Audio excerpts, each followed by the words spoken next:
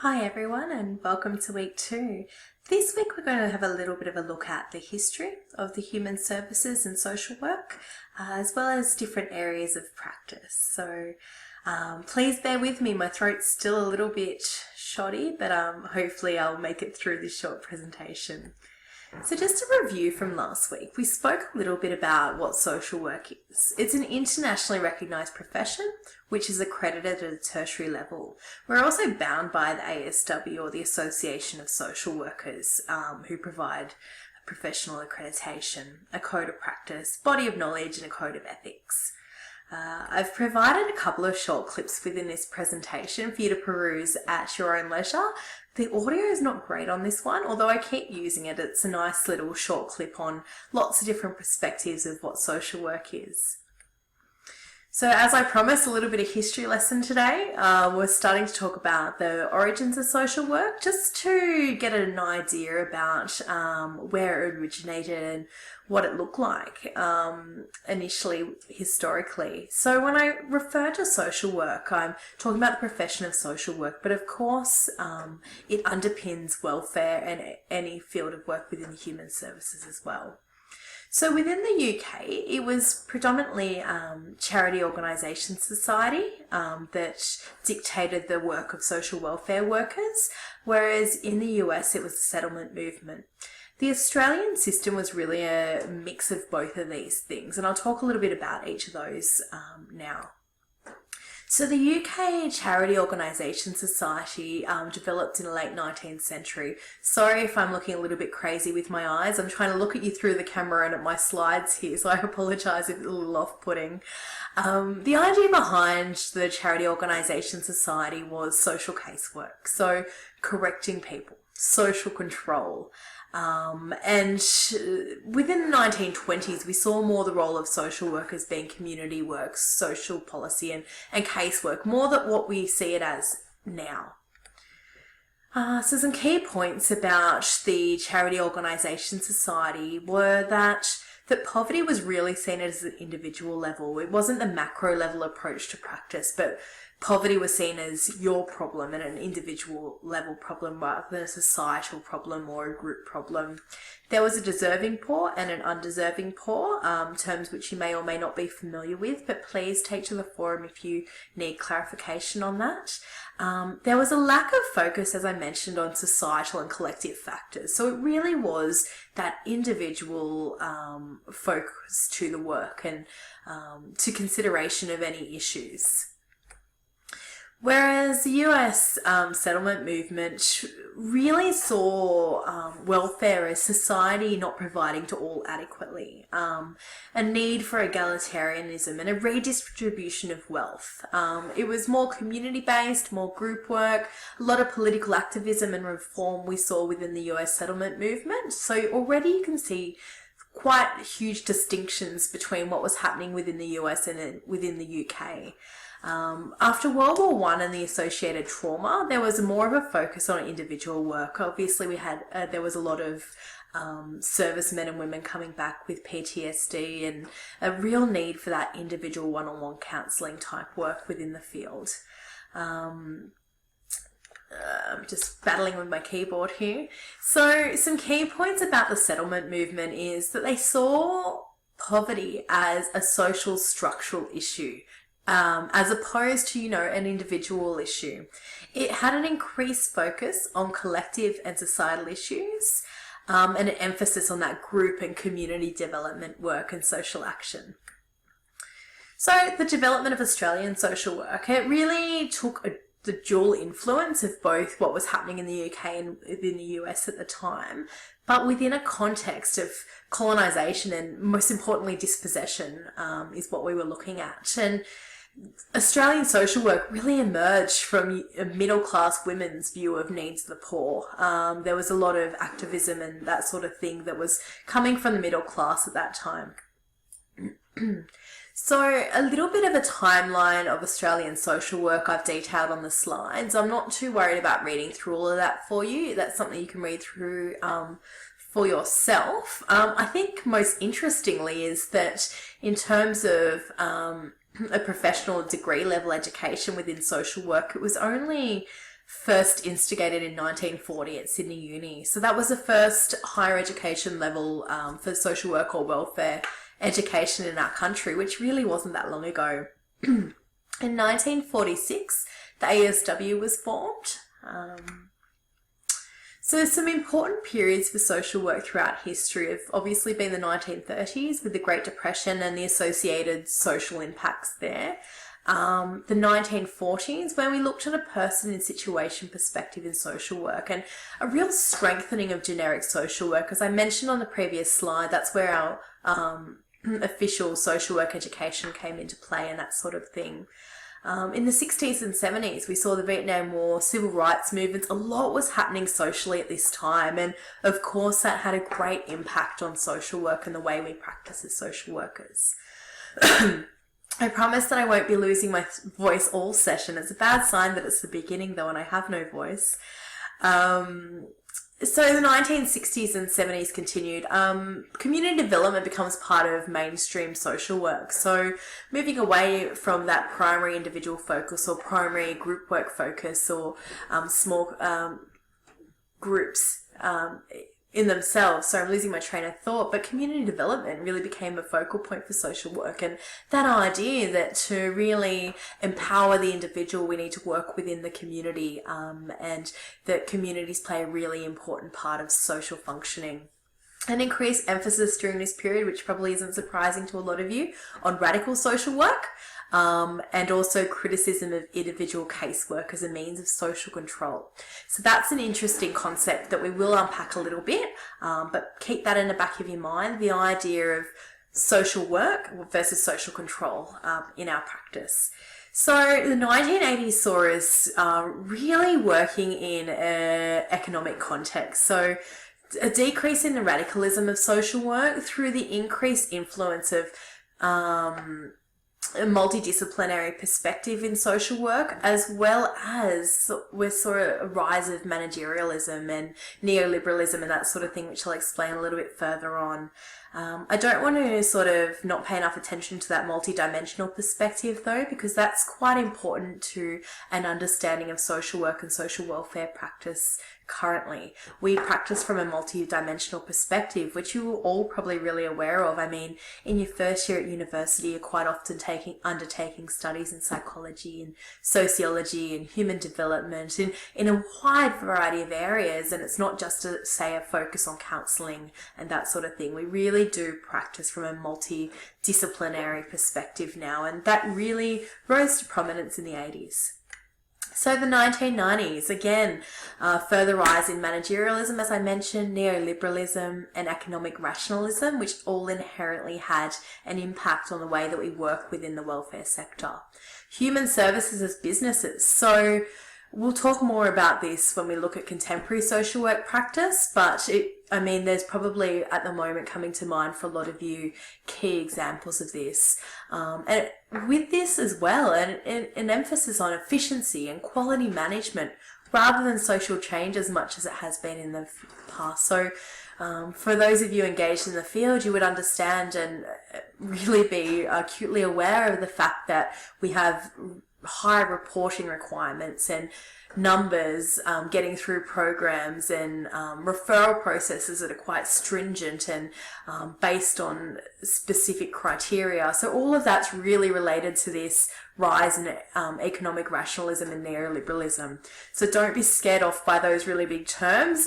When it comes down to it, it can be explained quite easily on a practice level, and it is really evident in a lot of ways.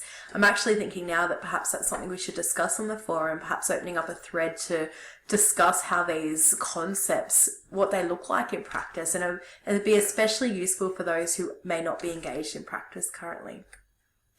So, key points, which we're all very keen to get to, I'm sure. Major social changes and crises can lead to changes in thinking and ideology. That wouldn't be news to any of you, but it's so important within the human services and welfare field. They can lead to changes in policy and responses to issues, changes to professional practice and knowledge bases of professions such as social work. So, personally, I think more so than other professions, we are really directly impacted by changes in policy, changes in ideology, changes in society, and that sort of thing directly impact the work we do with our clients. And more on that later as well. So some influences and themes within Australian social work have obviously been colonisation and the concept or the fallacy of terra nullius. So more about that in week 3. I will talk in my lecture there about all of these issues in lots more depth. It's sort of just touching on them today, including Indigenous issues for social work in this country. Increased post-World War II migration has seen a lot of changes in our field as well. And the idea of multiculturalism within our country, which I'll also talk about in week 3. So please just take this slide as a snapshot, a really brief overview of the issues to be further explored in week 3 as well. So a little bit more on the ASW. As I mentioned, it was formed in 1946. Is a member of the International Federation of Social Workers. There were some handy links within the Topic 1 module to all of these websites if you were interested in more information. The IFSW has representation at the United Nations as well, which is good to know. The ASW monitors practice standards. It accredits university Bachelor of Social Work courses. So from memory, our last accreditation here at CSU was 2014, but periodically we have to be accredited and our courses get reviewed constantly to ensure that we're meeting accreditation standards and it is standardized across the board. The ASW is responsible for competency guidelines such as a code of ethics. It provides continuing professional education, member accreditation, journals, conferences. I've actually popped in the week 1 resources folder a handy presentation from the ASW itself, which outlines what they're all about and also details regarding student membership of the ASW. So some of the key ethical principles of social work itself, as outlined within the Code of Ethics for the ASW, is the respect for unique value of individuals, client self-determination, social justice, as well as professional integrity. The Code of Ethics is a really good document to get your hands on, not just for the knowledge that it provides and the ethical frameworks that will offer your practice, but for your first assessment in this subject, Part A is based on the Code of Ethics. So please download a copy of that. From memory, it's less than 50 pages, so I'm a big lover of having things paper-based when needed. I know it's not always environmentally perfect, but yeah, it's a good one and you'll use it throughout your professional career as well. So just to touch on really briefly again some methods of social work practice. We practice with individuals in a casework capacity. We work within case management. We undertake group work, community development, advocacy, social action, policy and research. They were just a couple. So it's not a comprehensive list, of course.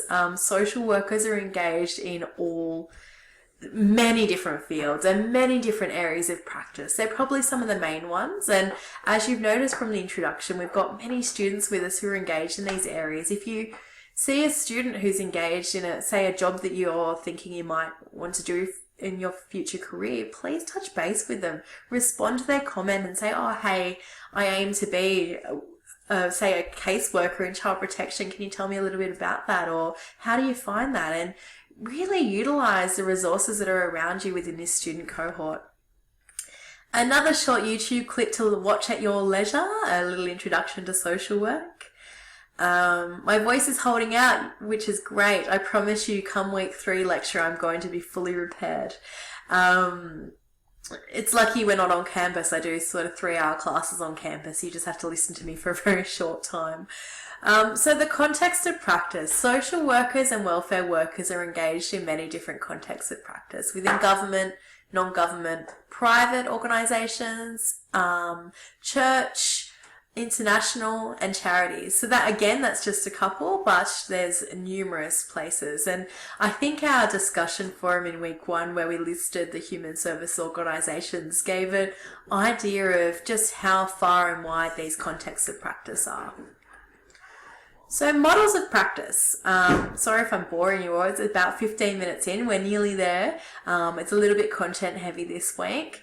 I won't read over all of these. They're a little bit self-explanatory. I've put quite a bit of information on the slide. So please read through that at your leisure. Again, back to these key terms, though, that I think are really important to get your head around. They will be referred to throughout your entire degree, so please don't stress if you don't have a comprehensive knowledge of what they mean or you're unable to use them in context at this point. You will become more familiar with them, and I'll try to use really contextual and practice-based examples to explain some of these terms moving forward as well. So have a look at them now. I will refer to them throughout the subject. Jump on the forum if you need clarification or say practice examples or anything to that effect. Recurrent themes in social work. So some of the recurrent themes that I've listed on here is pursuit of individual adaptation or social change. So that's that idea of, are we working with the individual on an individual level, or are we really working towards a greater level of social change to alleviate some of these individual issues on an individual level? Social order of social change, social care or social control, and targeting individuals, communities, or society as a whole. Sorry again, guys, I'm losing it. I'll get you to read through these as well on account of the fact that I'm losing my voice at this point. But please seek any further clarification on these if needed.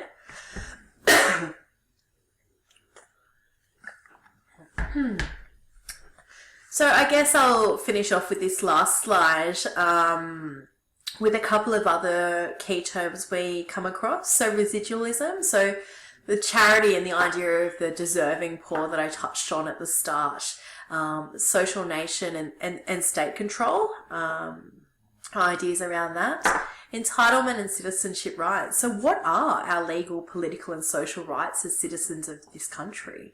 Are these rights being met? I know for myself, I believe that there are some quite serious citizenship and entitlement rights that aren't being met for all of our citizens in this country. And it's a complete massive shame on our country. And I will talk more about that in the coming weeks. And again, there may be some of you who disagree, and that's wonderful. We all have our own ideas that we bring to this subject. I'd love to share those and listen to those and respect those throughout this session as well.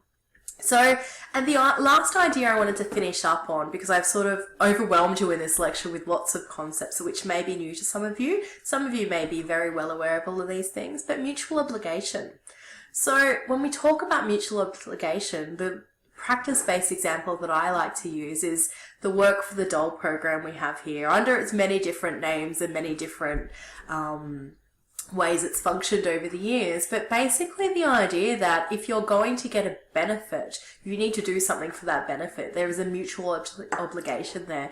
And as social workers, it brings up some really interesting conversations. There's a lot of different viewpoints too. So have a think about some of these terms. If there's ones that you're really stuck on, jump on the forum and let me know. Let others know. We have so much. I can't stress how much knowledge and experience we have within our group here. So please use that as a resource. And if you have knowledge around these things, share it with your peers. And I think it's a great way to learn rather than having a lecturer sort of spit all this knowledge at you. To be sharing insights and knowledge and experiences is just a beautiful way to learn. So thank you all for listening again, and I will probably touch base with you before week 3, but I'll have another. I've actually got 2 lectures next week, so looking forward to it. Speak soon. Bye.